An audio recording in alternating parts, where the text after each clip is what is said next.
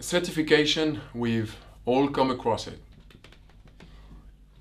We are just overwhelmed by the number of certification. I often use this slide to show that there are so many labels out there that it's difficult to distinguish what they are. The theory is that, if there are certified products that people and consumers buy and understand, there will be a leverage over the producer for the producer to produce more, because there will be an incentive, especially a price incentive, to get producers to produce more in a certified way.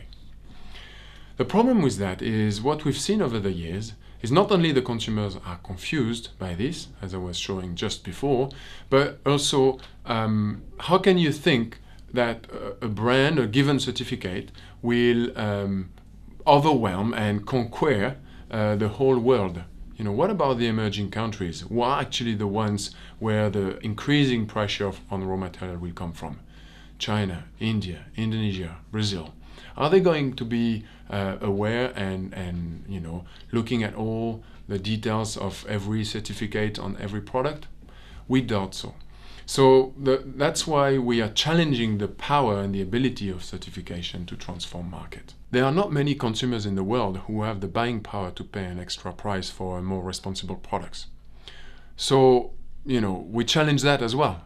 How are the emerging countries, the 3 new billion consumers, going to pay for additional value for certified product? As a result, when you look at numbers, inevitably, for all types of certification, the market share of certificates is stagnating around 10, 12, maximum 15%. The dream and the theory says that there will be a critical mass over which the costs are not so high.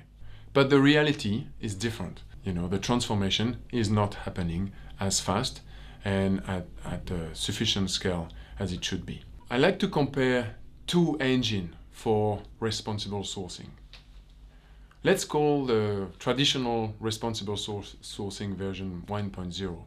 And if you look at it, you can see that the values and the policy are set by certification.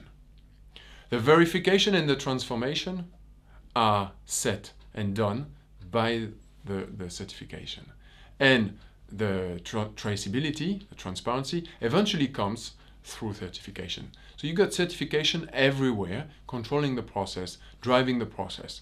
So it's like a train on rails, it just goes like that, and it can't innovate, adapt, or be sufficiently flexible. The engine we work on together with our members is what we could call responsible sourcing version 2.0. It does put the value setting at the company level. So the company makes its own policy, independently of certification. The next step is not about sourcing certified products. It is about taking a look, understanding the reality. It's about transparency. There again, you don't have certification. It's about, common sense. It's about being analytical, being open to reality, so that you can see all sorts of situations. Then you transform. The transformation, because there is no rule, there is no rails, you can innovate. And that's where it gets interesting, because according to the context, to the country, to the culture, to the type of problem, you need an adapted solution, not something that has been dictated or defined by others somewhere else, very remotely from the field. So there, the transformation, there is an ability to adapt. And at the end, the verification then is about checking and making sure, giving proof and giving evidence. That's where I think certification has a role in that model. Because yes, as together with other means of verification, satellite data, images, all sorts of new technologies that allows verification, certification is still one way to verify that a company is doing the right thing in the field and verify some principles. So if you compare the 2 models, one has certification everywhere and is really laying on certification. The other one doesn't need that. It's standing on its own feet and uses certification as one useful tool to verify when needed and where appropriate.